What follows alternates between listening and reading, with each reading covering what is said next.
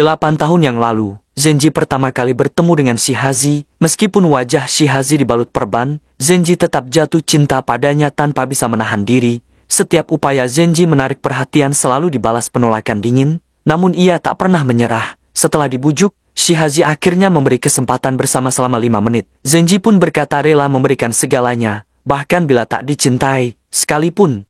Demi Shihazi, Zenji rela menghabiskan seluruh tabungannya untuk membeli apartemen kecil dan menatanya rapi. Pada hari pindahan, mereka makan hotpot bersama karena terburu-buru.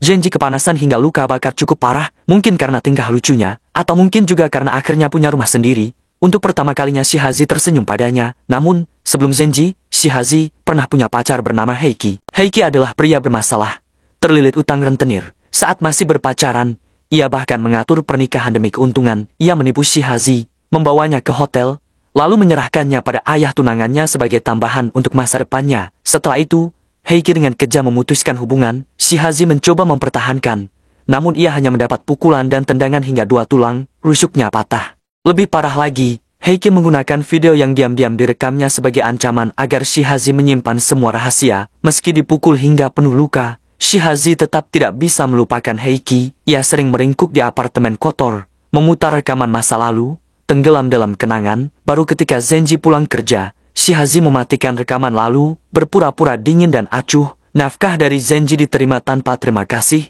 bahkan dihina. Shihazi membiarkan Zenji memijatnya, tetapi melarang pikiran tak pantas. Ia memaki Zenji sebagai belut hitam tak berguna, padahal kata-katanya lebih cocok mencerminkan dirinya. Sehari-hari ia malas, ceroboh, tak membersihkan kamar. Sentuhan kecil saja membuat debu beterbangan. Pakaian dan gaya hidupnya kuno, kecerdasannya hanya dipakai mencari kesalahan orang lain. Jam tangan pemberian Heiki pun rusak, sehingga ia datang ke toko servis jam tangan. Di sana, Shihazi bertemu Mizushima, manajer layanan purna jual yang tampan dan tenang. Keesokan harinya, ia merapikan kamar untuk menyambutnya. Saat Mizushima datang, ia menjelaskan jam tangan itu sudah tak diproduksi, hanya bisa diganti model serupa, karena jam itu sangat istimewa. Shihazi pun menangis. Mizushima dengan penuh pengertian mendekat, dan Shihazi tak menolak. Sebelum pergi, Mizushima memberi isyarat akan datang lagi minggu depan.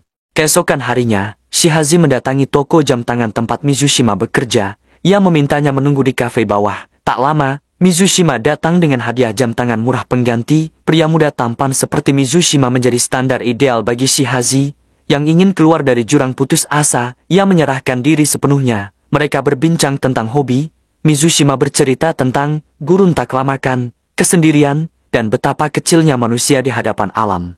Sepulangnya, Shihazi memainkan jam tangan itu. Tiba-tiba kakaknya datang. Curiga ia kembali terlibat dengan Kurosaki. Shihazi menyangkal, namun kakaknya mendesak. Terpojok, Shihazi menelpon Kurosaki, tapi segera menutupnya. Panggilan itu justru membuat polisi datang. Rupanya, 5 tahun lalu Kurosaki menghilang secara misterius. Berita itu menghancurkan dunia Shihazi. Saat polisi pergi, Zenji tampak gugup, lalu berusaha menenangkan diri dengan menyiapkan makan malam. Diam-diam, Shihazi mengambil uang dari Zenji dan bersiap keluar mencari Mizushima. Namun Zenji memanggil dari belakang dan mencoba menahannya. Shihazi mendorongnya hingga jatuh. Ia akhirnya bertemu Mizushima, yang mengaku sudah menikah tapi berjanji akan menceraikan istrinya. Shihazi percaya, bahkan menyerahkan uang hasil kerja keras Zenji. Mizushima berpura-pura menolak, tapi dengan mudah menyimpannya. Saat naik taksi, Shihazi sadar Zenji mengikutinya dari kejauhan. Malam itu, Shihazi tidak pulang. Ia menginap di rumah kakaknya dan menceritakan soal hilangnya Kurosaki. Kakaknya menduga kejadian itu ada hubungannya dengan Zenji. Nada bicara Zenji sebelumnya yang terlalu yakin membuat keduanya curiga. Meski belum terlalu memikirkannya, beberapa hari kemudian, Zenji menjemput Shihazi pulang. Saat makan malam, adik Shihazi bertanya apakah Zenji tahu soal hilangnya Kurosaki. Ekspresi Zenji yang mengelak justru memperkuat kecurigaan. Beberapa hari kemudian, Shihazi menemukan Zenji mencuci pakaian berdarah di kamar mandi. Zenji menjelaskan itu karena dipukuli bosnya di tempat kerja. Namun, keraguan tetap menghantui Shihazi. Keesokan harinya, ia menerima telepon dari Mizushima. Ia mengatakan istrinya curiga karena ada mainan aneh dikirim ke rumah. Demi menjaga hubungan, Mizushima meminta mereka tidak bertemu dulu untuk sementara waktu. Malam itu, Shihazi yang diabaikan mulai menyadari semua persona Mizushima hanyalah kebohongan. Hubungan Mizushima dengan istrinya sangat baik, jauh dari kesan akan bercerai. Cerita tentang gurun tak kelamakan hanyalah salinan dari buku, Jam tangan pemberiannya pun hanyalah barang murah dari pasar, meski sadar hanya dijadikan mainan, Shihazi tetap rela datang berkali-kali, membangun ilusi cinta. Zenji dengan sabar menasehatinya agar kembali ke jalan benar. Namun ia tak peduli. Shihazi justru menuduh Zenji yang mengirim mainan aneh hingga Mizushima menjauhinya. Pulang ke rumah, ia mengeluarkan anting pemberian Heiki, lalu bertanya apakah hilangnya Heiki ada hubungannya dengan Zenji. Kali ini, Zenji tidak menghindar. Ia mengaku membenci pria-pria yang menyakiti Shihazi, dan dengan jujur menceritakan proses membunuh Heiki. Shihazi menangis histeris, menuduh Zenji seharusnya mati menggantikan Heiki. Kata-kata itu menusuk, tapi Zenji tetap menyiapkan makan malam mewah. Mereka makan malam terakhir dengan tenang, seolah tak pernah terjadi apa-apa. Keesokan harinya, sebelum Zenji berangkat kerja, Shihazi mengajaknya makan malam bersama sepulang kerja. Setelah Zenji pergi, Shihazi termenung di jendela, merencanakan sesuatu. Ia mengatakan pada kakaknya bahwa ia akan segera meninggalkan Osaka bersama Zenji, namun diam-diam ia juga menghubungi Mizushima untuk bertemu terakhir kali. Dalam hatinya, ada rencana gelap yang tak diucapkan.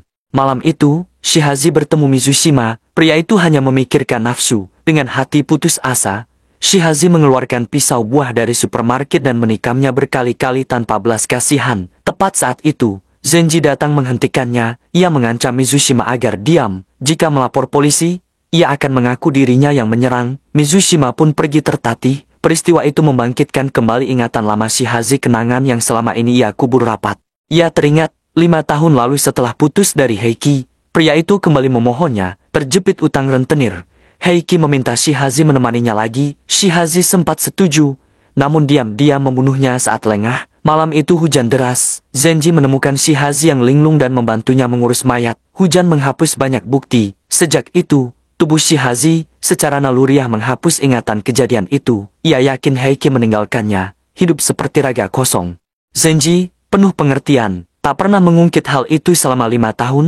Kini ingatannya kembali. Shihazi merasa tak ada alasan lagi untuk hidup. Zenji mencoba menenangkannya, berkata, "Hiduplah dengan penuh semangat. Larilah sekuat tenaga, aku yang akan menanggung dosamu." Ia menawarkan solusi. Biarlah ia yang membawa semua ingatan buruk itu pergi. Setelah berkata demikian, Zenji bangkit, duduk di pagar belakang dengan laut terbentang di hadapannya. Zenji berkata lirih, "Orang yang melahirkanmu bukan pria kejam itu. Temukan pria yang lebih baik, hiduplah bahagia. Lahirkan aku kembali, dan sayangilah aku sepenuh hati. Itu janji yang harus kau tepati. Larilah sekarang juga." Setelah mengucapkan itu, Zenji menjatuhkan diri, seolah mengorbankan hidup demi cinta. Ia membawa dosa Shihazi bersamanya, menjelma burung tanpa nama terbang ke cakrawala. Sejak itu, Shihazi kehilangan Zenji selamanya, beserta cinta yang tak pernah terucapkan. Ada yang mengatakan kisah ini tentang wanita jahat dan 3 pria brengsek. Ada juga yang bilang ini puisi hasrat tentang cinta dan kehancuran. Namun mungkin, cerita ini bukan tentang cinta, melainkan tentang kesepian terdalam manusia. Kesepian yang membuat orang tega, dingin, licik, kejam, bahkan mati rasa. Demi rasa keberadaan, mereka saling melukai, berusaha bertahan di dunia yang dingin. Seperti mayat hidup, mereka membentuk jaring masyarakat yang membeku.